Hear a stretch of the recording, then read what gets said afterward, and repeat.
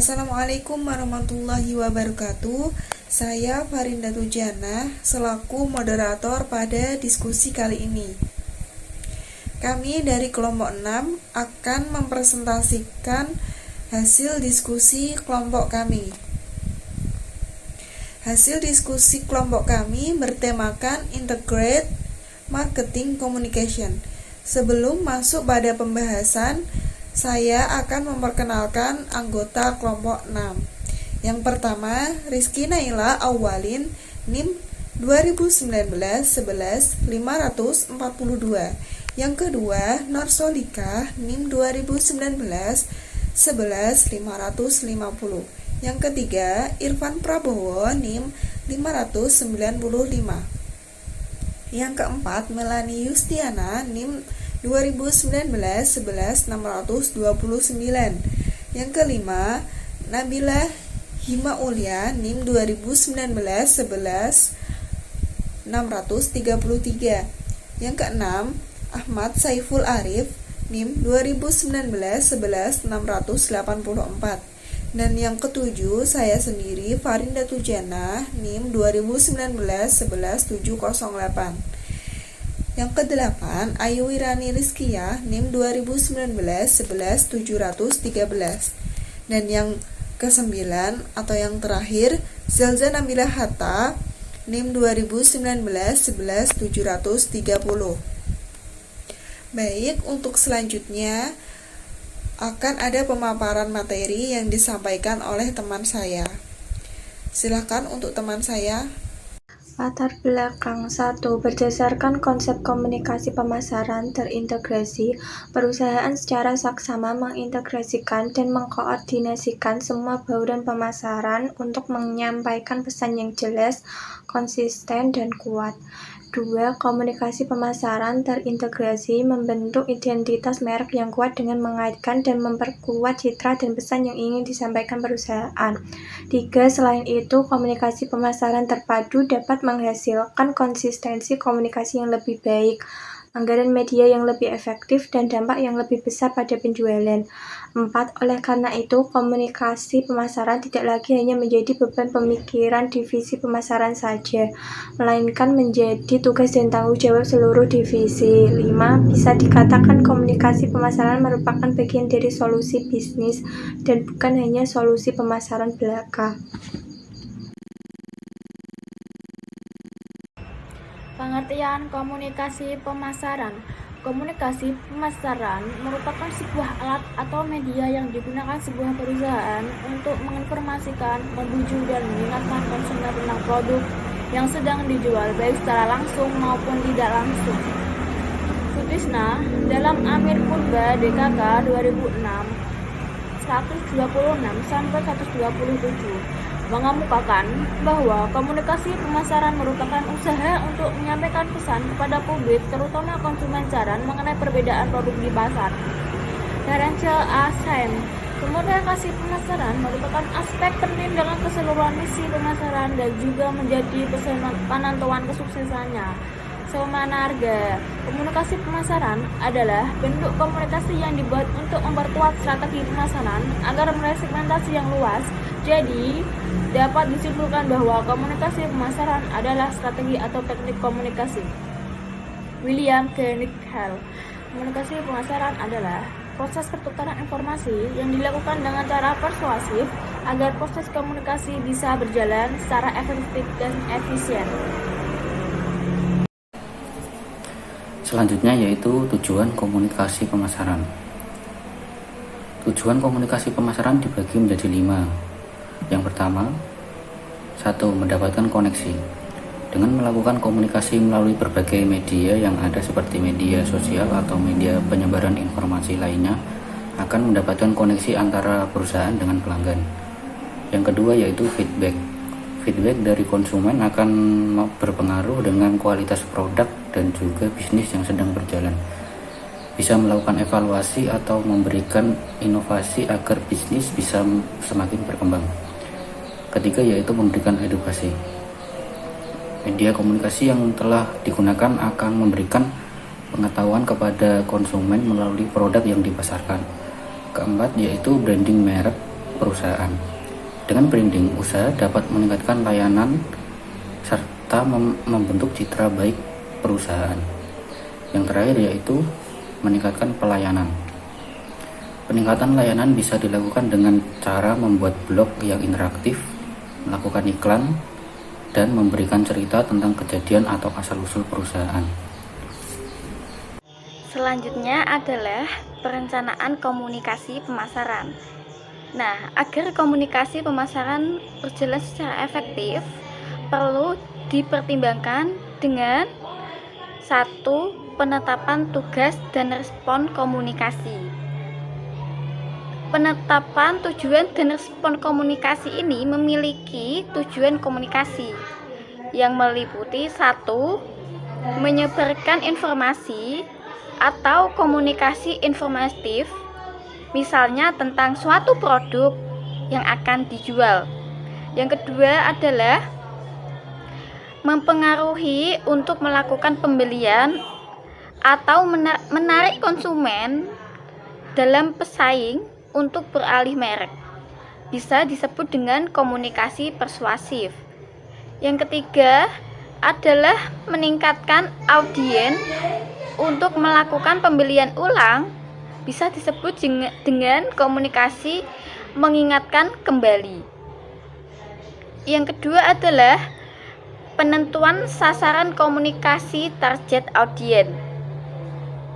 Komunikasi akan efektif apabila telah diketahui dan dipahami sasarannya kepada audiens dengan baik, sehingga suatu perusahaan dapat menyesuaikan pesan dan cara penyampaian sesuai dengan perilaku pasar sasarannya. Hal ini dapat juga dengan cara 1. Pasar pribadi. Yang kedua adalah organisasi. Organisasi ini dalam perusahaan. Yang ketiga yaitu masyarakat umum yang berperan sebagai pemberi informasi, bisa disebut dengan inisiator. Yang kedua adalah pengaruh influensi. Yang ketiga adalah pengaruh keputusan atau bisa disebut dengan decider. Yang keempat adalah pelaku pembeli yang bisa disebut dengan purchaser. Yang kelima yaitu memakai suatu produk. Nah, hal ini dapat digunakan oleh mereview suatu produk yang telah kita beli pada proses pembeliannya. Selanjutnya disampaikan oleh teman saya. Berikutnya kita akan membahas mengenai rancangan pesan dan media komunikasi. Dalam rancangan pesan dan media komunikasi terdapat unsur-unsur yang perlu diperhatikan dalam perancangan pesan, antara lain sebagai berikut. Yang pertama, isi pesan dapat bertemakan rasional, teknis deskriptif, emosional, dramatis, tragedi, komedi, atau moral, etika, tanggung jawab moral, keagamaan, dan sosial. Yang kedua ada struktur pesan. Dirancang agar pembaca diarahkan pada kesimpulan tertentu, konklusif, memberikan argumentasi agar konsumen dapat menentukan pilihan sendiri, argumentatif, atau menekankan pentingnya pesan pada awal, akhir presentasi. Selanjutnya ada format teknis pesan. Meliputi kombinasi unsur-unsur irama, ritme, tone, lagu atau audio, judul, naskah, ilustrasi, ukuran, warna atau visual, maupun unsur gerak, motion. Yang selanjutnya ada sumber atau komunikator. Diperlukan peranan karakter tokoh sebagai komunikator yang berhadapan langsung dengan audiens atau tidak langsung. Selanjutnya adalah pengertian dan tujuan komunikasi pemasaran terintegrasi. Ada 3 macam. Yang pertama adalah pengertian dan tujuan komunikasi pemasaran terintegrasi. Komunikasi pemasaran terintegrasi atau bisa disebut dengan Integrated Marketing Communication atau IMC adalah fungsi pemasaran strategis, kolaboratif, dan promosi di mana audiens yang ditargetkan menerima pesan merek yang konsisten dan persuasif melalui berbagai saluran pemasaran secara terintegrasi. Yang kedua ada pengertian komunikasi pemasaran terintegrasi menurut para ahli. Menurut Kotler dan Keller, komunikasi pemasaran atau marketing communication adalah sarana di mana perusahaan berusaha menginformasikan, membujuk, dan mengingatkan konsumen secara langsung maupun tidak langsung tentang produk dan merek yang dijual. Yang ketiga, ada tujuan komunikasi pemasaran terintegrasi, yaitu ada A. Menciptakan kesadaran merek atau brand awareness. Komunikasi pemasaran terpadu ditujukan untuk menciptakan kesadaran merek konsumen. Harapannya dengan melaksanakan berbagai upaya pemasaran, konsumen bisa mengenal dan selalu mengingat merek. Dan B. Membangkitkan minat produk. Tujuan komunikasi pemasaran terpadu ialah membangkitkan minat atau ketertarikan konsumen terhadap suatu produk. Selanjutnya akan diteruskan oleh teman saya. Baik, pembahasan selanjutnya yaitu ciri-ciri komunikasi pemasaran terintegrasi. Yang pertama di sini ada mempengaruhi perilaku, dan yang kedua berawal dari pelanggan dan calon pelanggan atau bisa disebut prospek. Yang ketiga menggunakan satu atau segala cara untuk melakukan kontak. Dan yang keempat berusaha menciptakan sinergi dan menjalin hubungan. Peran komunikasi pemasaran terintegrasi. Yang pertama, konsumen dapat mengetahui merek, siapa yang membuat produk, dan apa yang dipertahankan perusahaan. Yang kedua, komunikasi pemasaran memungkinkan perusahaan untuk dapat menghubungkan merek-merek mereka dengan orang lain, tempat, acara khusus, perasaan, dan barang lain. Yang ketiga, komunikasi pemasaran dapat berkontribusi pada ekuitas merek dengan membangun merek dalam ingatan dan menciptakan citra merek. Kesimpulan, komunikasi pemasaran terintegrasi atau integrated marketing communication adalah fungsi pemasaran strategis, kolaboratif, dan promosi di mana audiens yang ditargetkan menerima pesan merek yang konsisten dan persuasif melalui berbagai saluran pemasaran secara terintegrasi untuk menggerakkan pembeli melalui proses pengambilan keputusan.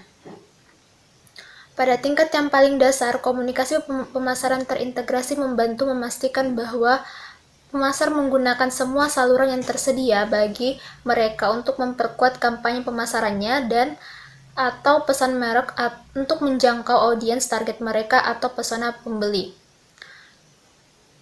Komunikasi pemasaran terintegrasi membentuk identitas merek yang kuat dengan mengaitkan dan memperkuat citra dan pesan yang ingin disampaikan perusahaan. Selain itu, komunikasi pemasaran terpadu dapat menghasilkan konsistensi komunikasi yang lebih baik, anggaran media yang lebih efektif, dan dampak yang lebih besar pada penjualan. Baik, itulah pemaparan materi dari kelompok 6. Kurang lebihnya kami mohon maaf. Apabila ada yang ingin ditanyakan, silahkan ditanyakan di forum yang sudah tersedia. Cukup sekian dan terima kasih. Wassalamualaikum warahmatullahi wabarakatuh.